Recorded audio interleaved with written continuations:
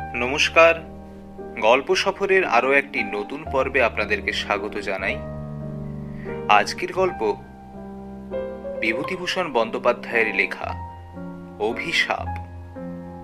গল্প পাঠে আমি জ্যোতির্ময়। শুরু হচ্ছে অভিশাপ। এই সেই প্রতাপনারায়ণ চৌধুরীর বাড়ি।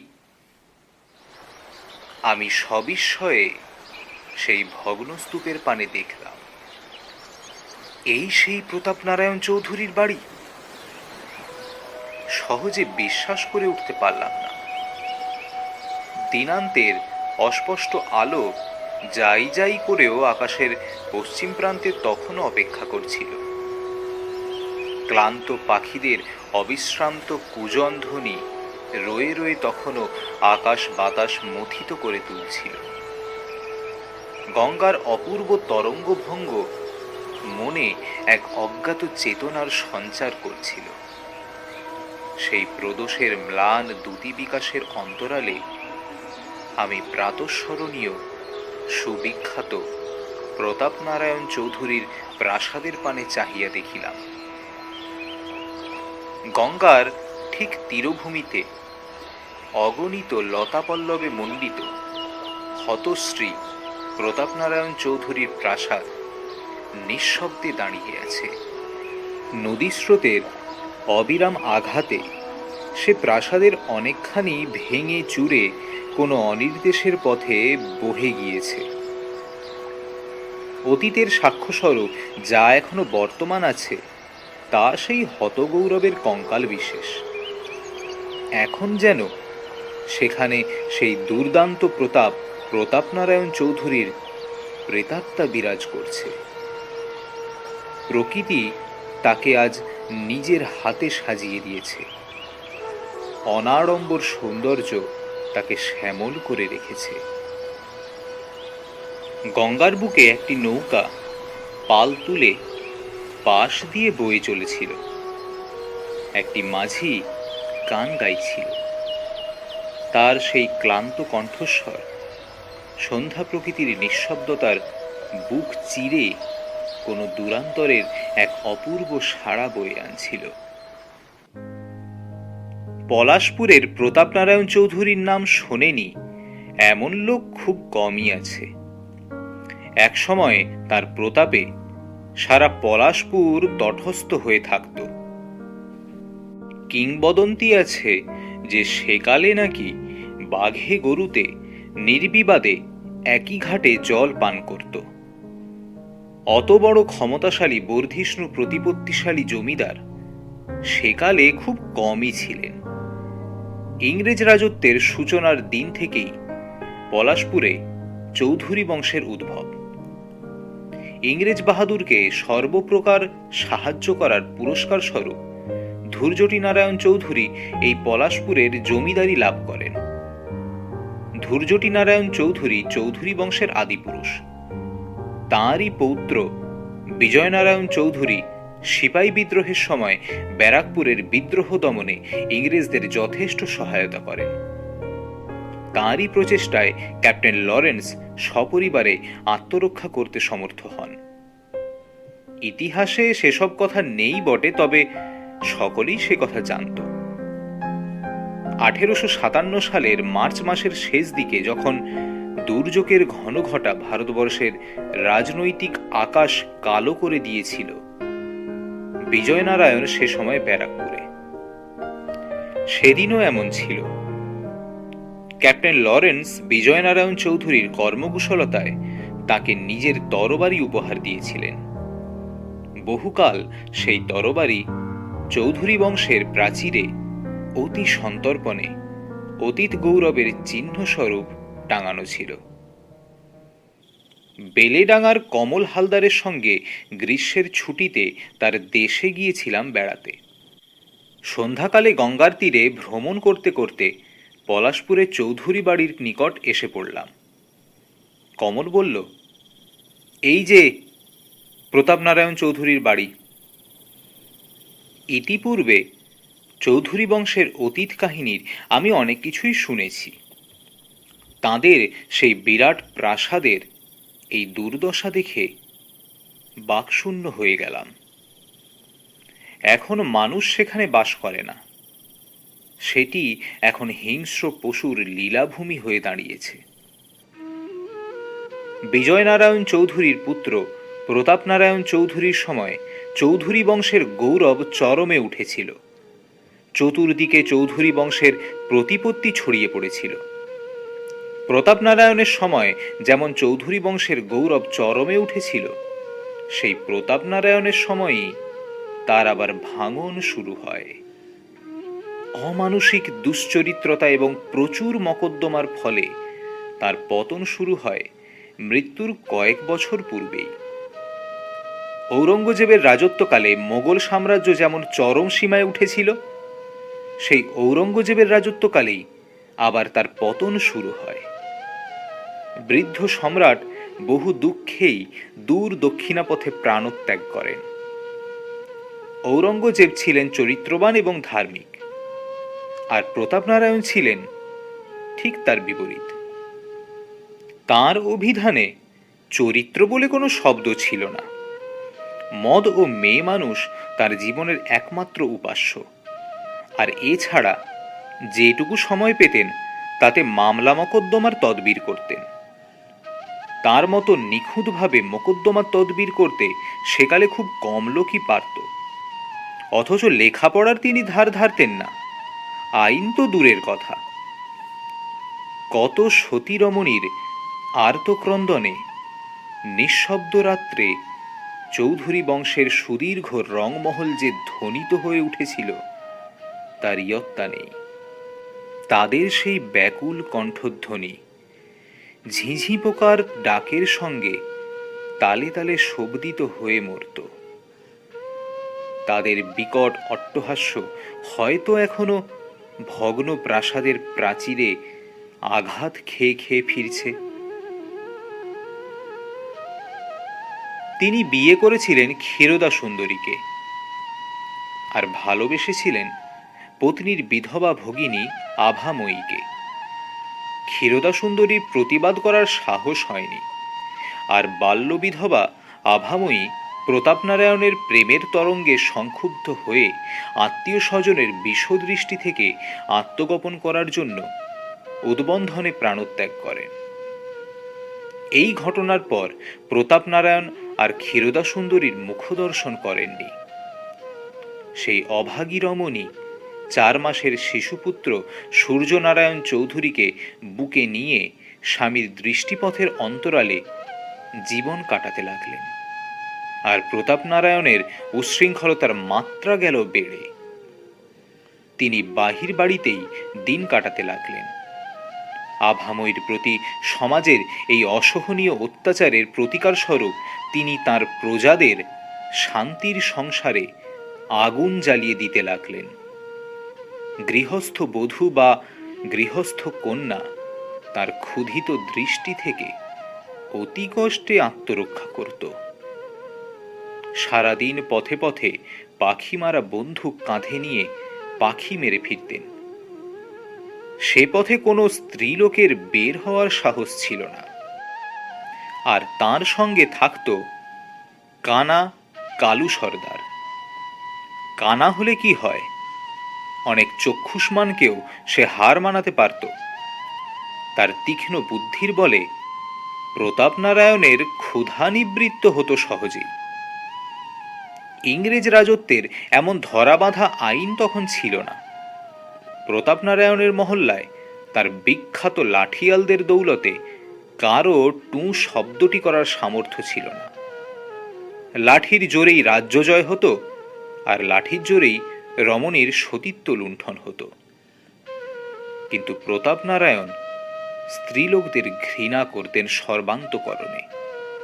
তিনি মনে করতেন নারী নরকের দ্বার। এই নারী তাঁর জীবনে দাবানল জ্বালিয়ে দিয়েছিল। সেবার দুরন্ত বর্ষার এক অবিশ্রান্ত ধারাপতনের দিনে কালু কোথা থেকে এক অজ্ঞাতনামা রমণীকে বয়ে আনল। রাত্রি তখন 10টা।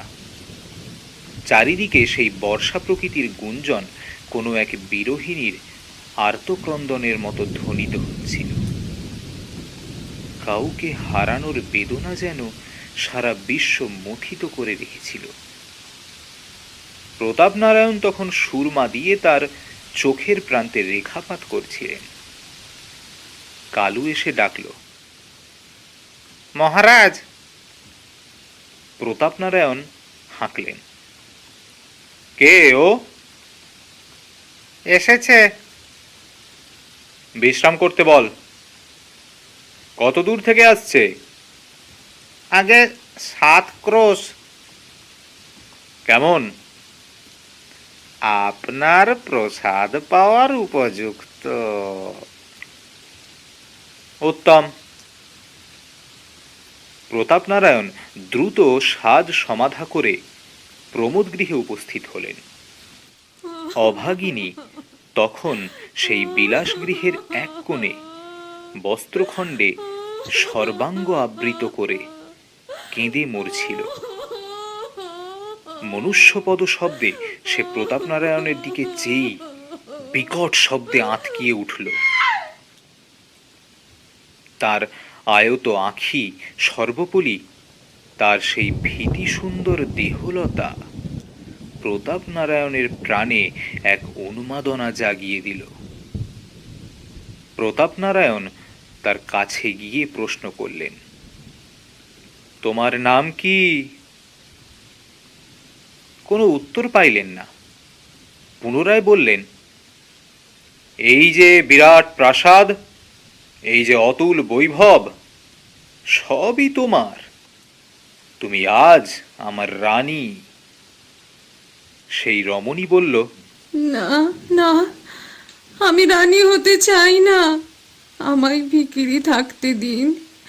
আপনার দুটি পায়ে পড়ি, আপনি আমাকে আমার স্বামী পুত্রের কাছে ফিরে যেতে দিন। কথা শেষে সে প্রতাপনারায়ণের পায়ে ঝাঁপিয়ে পড়ল। প্রতাপনারায়ণ উৎকট হাসি হেসে উঠলেন।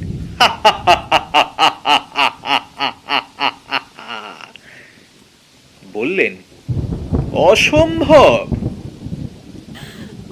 জীবনে এমন নিখুঁত রূপ প্রতাপনারায়ণ আর দ্বিতীয়টি দেখেননি। তার সেই বিনিয়ে বিনিয়ে কান্না প্রতাপনারায়ণের কাছে বড় মধুর বলে বোধ হল। সেই রমণী বলল, আমায় ছেড়ে দিন, আপনার ভালো হবে। প্রতাপনারায়ণ হা হা করে হাসতে লাগলেন। আমার ভালো আমি চাই না। আপনি ধ্বংস হয়ে যাবেন, আপনার সর্বনাশ হবে। আমার অভিশাপে এ বাড়ি ঘর জ্বলে পুড়ে যাবে। প্রতাপনারায়ণ শিউরে উঠলেন।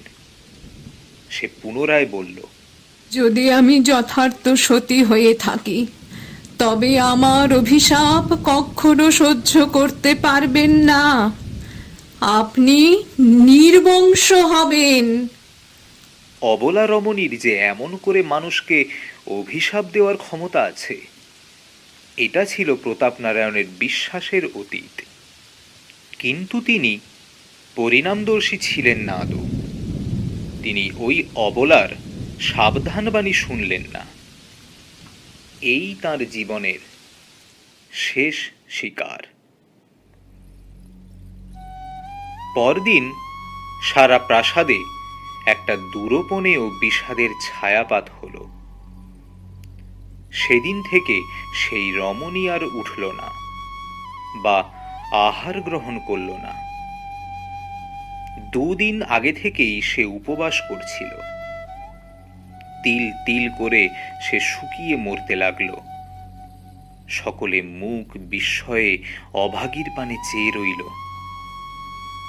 প্রতাপনারায়ণ ভয় ব্যাকুল চিত্তে গৃহত্যাগ করে চলে গেলেন। তার সেই বিষাক্ত দীর্ঘশ্বাস সহ্য করবার সাহস তার ছিল না। 3 দিন 3 রাত্রি অসহ্য যন্ত্রণা ভোগ করে অভাগিনী প্রাণত্যাগ করল। পরিশেষে রানী শ্রী ক্ষীরোদা সুন্দরীও তার দীর্ঘকালের সুচিতা ত্যাগ করে এই নরককুণ্ডে এসেছিলেন অভাগিনীর কাছে ক্ষমা প্রার্থনা করতে, স্বামীর কল্যাণ কামনায়। কিন্তু তার সে প্রচেষ্টাও ব্যর্থ হল। যদি আমি যথার্থ সতী হয়ে থাকি তো চৌধুরী বংশ ধ্বংস হয়ে যাবে। এই বলেই সেই তেজস্বিনী নারী শেষ নিঃশ্বাস ত্যাগ করল। এই ঘটনার 7 দিন পর প্রতাপনারায়ণ ফিরে আসলেন, কিন্তু জীবিত নয়, মৃত। পথে তার সর্পাঘাতে মৃত্যু হয়েছে। সূর্যনারায়ণও পিতাকে অনুসরণ করতে লাগলেন।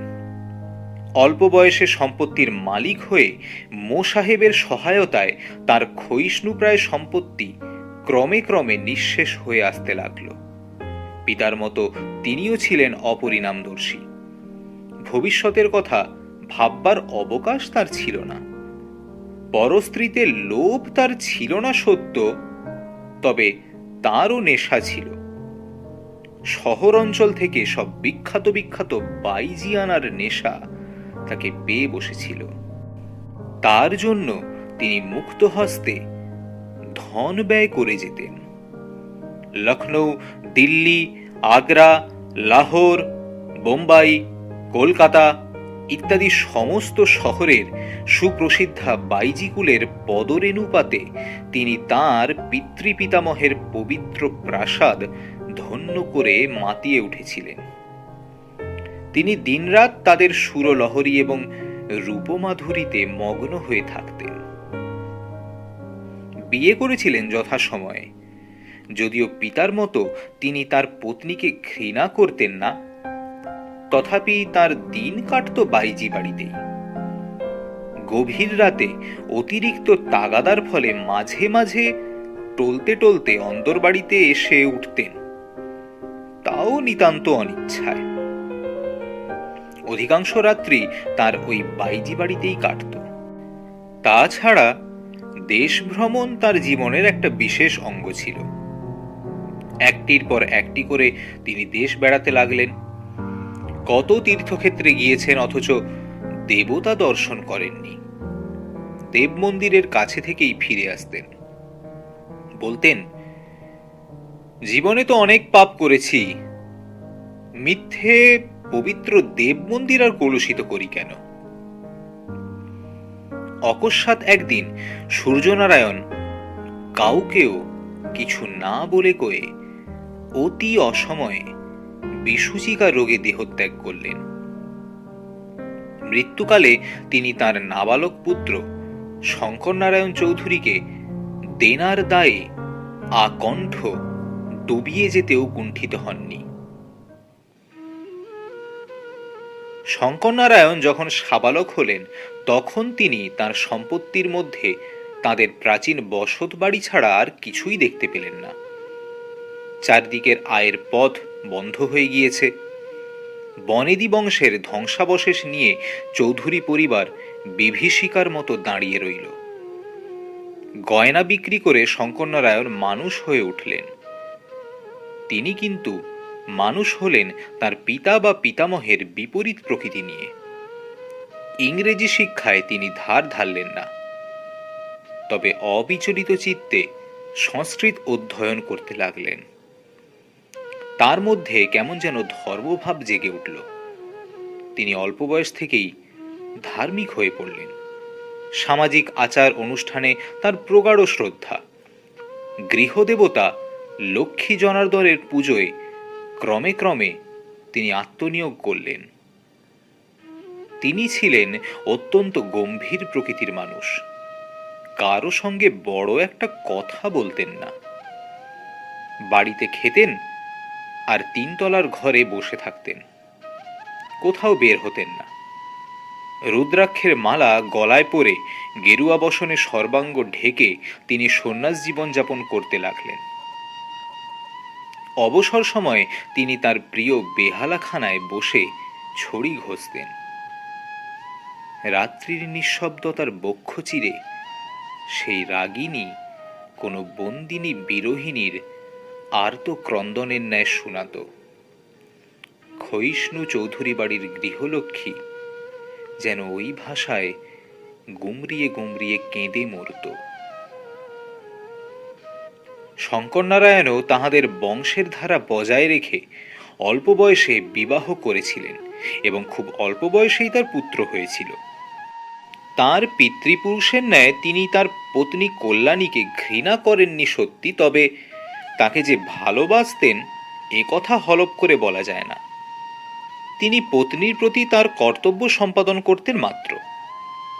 সারাদিনই প্রায় তার গৃহদেবতার ধ্যান ধারণাতেই কাটত।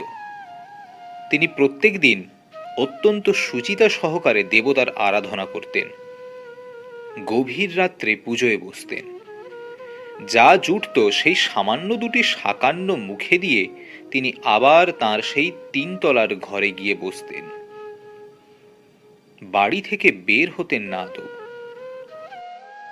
দিন দিন চৌধুরী বংশ যে নিশ্চিহ্ন হওয়ার পথে এগিয়ে চলেছে তা দেখেও তিনি ধীরে ধীরে শুকোতে লাগলেন। আর ততই গৃহদেবতার পূজার মাত্রাও বেড়ে যেতে লাগল। তিনি পাগলের মতো হয়ে গেলেন। তার জীবনের একমাত্র কামনা হল বিত্ত চাই, অর্থ চাই, ঐশ্বর্য চাই। তিনি কেবলই প্রার্থনা করতেন দেবতা আবার যেন চৌধুরী বংশের নষ্ট সম্পদ ফিরিয়ে দেন। এরকমই এক চৈত্রের এক অমাবস্যার রাতে শঙ্করনারায়ণ স্বপ্ন দেখলেন যেন তাঁদের গৃহলক্ষ্মী চৌধুরী বংশ ত্যাগ করে যাচ্ছেন। তার অপূর্ব জ্যোতিতে বিশ্বভুবন আলোকিত। একটা সুস্নিগ্ধ সুবাসে দিগন্ত ভরে গিয়েছে। শঙ্করনারায়ণ তাড়াতাড়ি উঠে গিয়ে দেবীর পথ রোধ করে দাঁড়ালেন। দেবী তার বিষণ্ণ মুখে যেন বললেন, বাছা, পথ ছাড়, আমায় যেতে দে। শঙ্করনারায়ণ কাঁদতে লাগলেন। মা, আমাদের এমনি করে ছেড়ে যাচ্ছ মা। দেবী নিষ্ঠুরভাবে হাসলেন। নিত্য না খেয়ে তোমার পূজার আয়োজন করেছি মা, তবু তোমার ক্ষুধা দূর হয়নি। না, আমি রক্ত চাই। কার রক্ত মা? তোর ছেলের। দেবী অন্তর্হিতা হইলেন। অমনি শঙ্করনারায়ণের ঘুম ভেঙে গেল। ঘামে তার সর্বাঙ্গ ভিজে গিয়েছিল। তিনি উঠে কাঁদতে লাগলেন। রাক্ষসী, এ কি পরীক্ষা তোর? তখনও তার সেই গৃহে দেবীর পদ্মগন্ধ ছড়িয়েছিল। শঙ্করনারায়ণ বিচলিত হলেন না। চৌধুরী বংশ তার পুত্রের চেয়ে অধিক মূল্যবান। তিনি বললেন, তাই হবে মা, তাই হবে। তুমি এ অভাগাকে ত্যাগ করো না মা। তারপর তিনি ধীর পদক্ষেপে তার শোয়ার ঘরে এসে উপস্থিত হলেন, অতি সন্তর্পণে। কল্যাণী তখন ঘুমাচ্ছিলেন, আর তার পুত্র সন্তান মায়ের স্তন্যপান করতে করতে ঘুমিয়ে গিয়েছিল। শঙ্করনারায়ণ অত্যন্ত ধীরে ধীরে সেই খোকাকে মায়ের বুক থেকে ছিনিয়ে আনলেন। কল্যাণী সারাদিনের পরিশ্রমে ক্লান্ত হয়ে ঘুমাচ্ছিল। তিনি একবার পাশ ফিরে শুলেন মাত্র। শঙ্করনারায়ণ খোকাকে পরম স্নেহে তার বুকের মধ্যে করে ঘর থেকে বেরিয়ে আসলেন।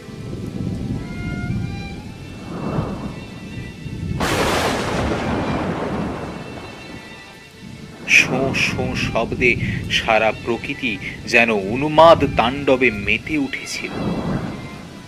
খোকা পিতার হাতের মধ্যেই ঘুমাচ্ছিল। তারপর খোকাকে গৃহদেবীর সম্মুখে নিজ হাতে বলি দিলেন।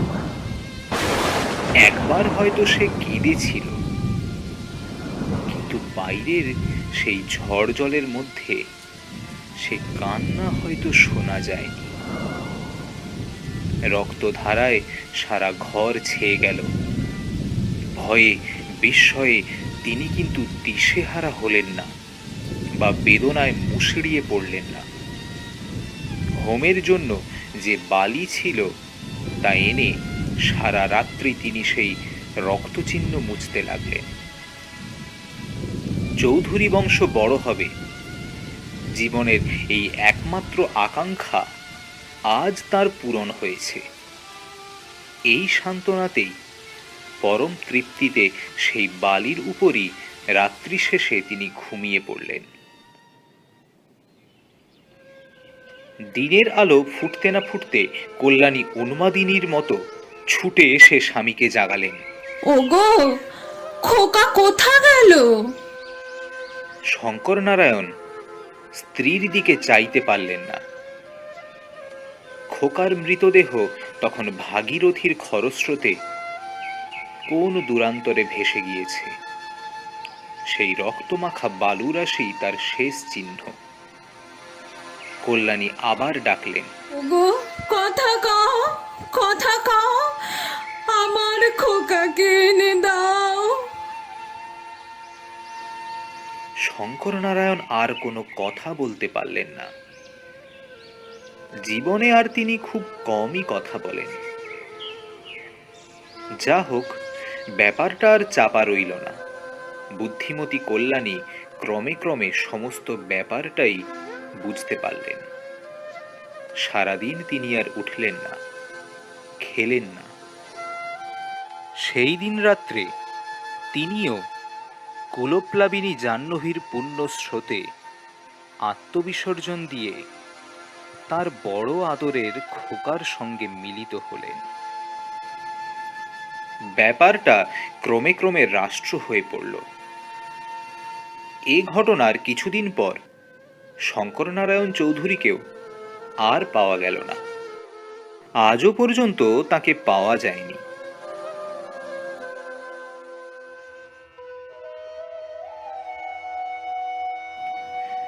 সে আজ 50 বছরের কথা। গৃহলক্ষ্মী এখনো সেই ভগ্নপ্রায় বংশহীন চৌধুরী বাড়ির অন্তরালে বন্দিনী আছেন কিনা জানি না, তবে মাঝে মাঝে ওই ধ্বংসস্তূপের মধ্য থেকে একটা চাপা হাসি পরম পরিতৃপ্তির সঙ্গে বের হয়ে আসে। সেদিনও এমনই ঝড় উঠেছিল। সেদিনও পশ্চিমের আকাশে একটা কালো মেঘ দিগন্ত ছেয়ে রয়ে রয়ে কেঁদে মরছিল। সেদিনও হয়তো ওই শ্মশান ঘাটের নিষ্পত্র ঝাউ গাছটার মাথায় বসে একটা শকুন আর্তকণ্ঠে চিৎকার করে মরছিল।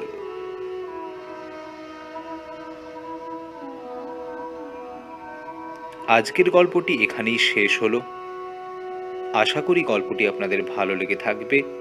যদি ভালো লাগে তাহলে অবশ্যই লাইক করতে ভুলবেন না এবং শেয়ার করবেন এবং কমেন্ট করে জানাবেন যে আপনাদের কেমন লাগলো, এবং অবশ্যই চ্যানেলটিকে সাবস্ক্রাইব করে বেল আইকনটা প্রেস করে রাখবেন। দেখা হবে পরের গল্পের সফরে। নমস্কার।